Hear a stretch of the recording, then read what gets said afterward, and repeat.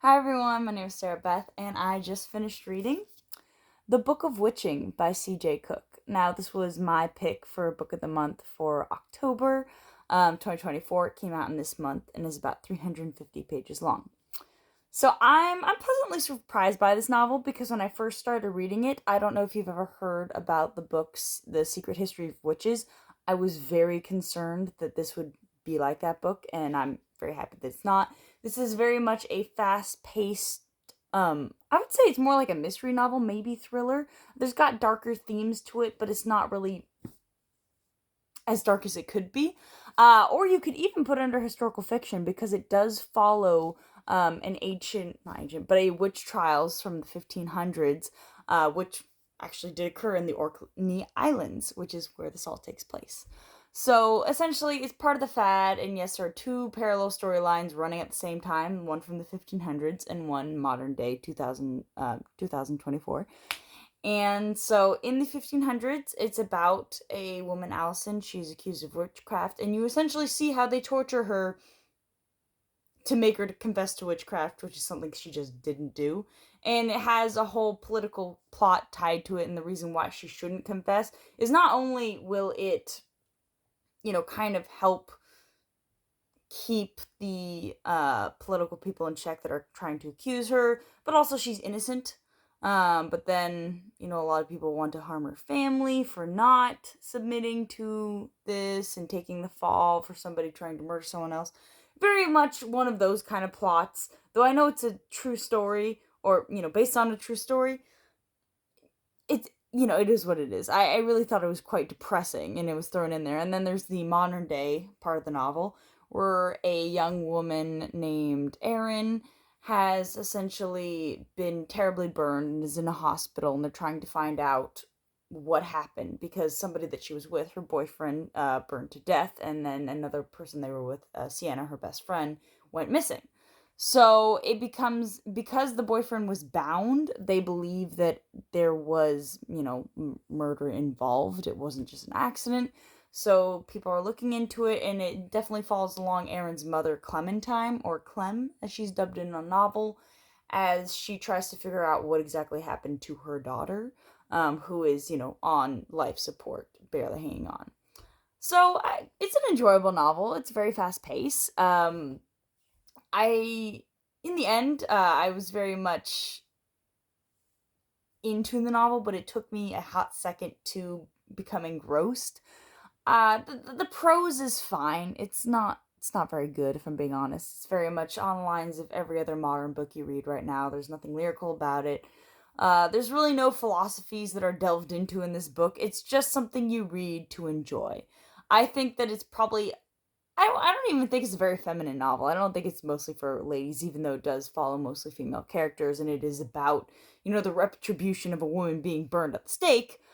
I still at the same time think pretty much anyone can read it, but I think it's almost akin to, if you've ever read a Tom Clancy novel, it's like that. It's fun, it does its job. I don't think I'm ever gonna read it again. But I'm happy it was better than The Secret History of Witches, which I read, which was basically like a anthology of witch stories, but they're all related family wise. And to a degree it's kind of like that because in the end they are technically related. I don't even think that's giving anything away because it drops that in the very beginning. I'm like, oh, that means they're related to the witch that, it's bouncing back and forth from. It's too obvious for me to think that it is a spoiler. I am sorry if that ruins it for you. But I think that I think the book was really trying to do something. And that's why for me I feel like it's very much a mediocre read because it was really trying to make a statement about this historical event that happened, and it really wants to kind of just, pay homage to this in a way that redeems the story in modern times by bringing it to the surface. And I think that the author, if that was really their take, I think that they kind of, there is an author notes at the end that kind of, explains the whole story. And I think that's what she really wanted to do, but I think she kind of failed in that and just made a fun book. Really, that's what I'm getting from it. She made a fun book, and it's not that deep to me. I know it's based off a true story, and I know there's, meaning to it, But I was reading like, oh yeah, they're torturing her to get her confessed. It didn't really, there wasn't anything really delved into other than that. I can believe it. I can believe that terrible things happened to this woman during the witch trials. I mean, if you've ever heard of any of the Salem stories, for instance, the only man that was convicted of witchcraft basically had a plank on his body and they piled more rocks on him to make him confess. And all he would tell them is more weight until he died because of the weight on him. So for me, this really wasn't out of the realm of reason. Obviously, it's not because it's real, but it wasn't surprising to me. I don't know if that makes me a terrible person, but I I just think that she could have done things with the modern timeline to make it became fake because of there was this focus upon the Book of Witching, which is what the book is called, the Book of Witching. And the Book of Witching is this paranormal, artifact that is thrown around throughout the book that makes the book feel more like a fake story, which, yes, I understand that half the book is fake and that also, I'm sorry, I don't believe in witches. I believe that a woman was burned at the stake, but the witching book, I don't know if I'm a believer of. But I do think that kind of lessened the realism for me in the book, and maybe that's why I wasn't connected as much to the story of a woman being tortured to death, and watching her children and husband get tortured.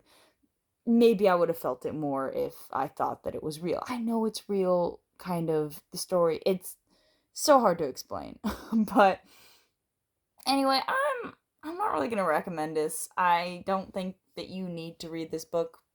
It's not a go for me. It was fine. It was fun. I think that it really wanted to be something special, and it just wasn't because too fake. Anyway, I hope you enjoy my review and have a good one.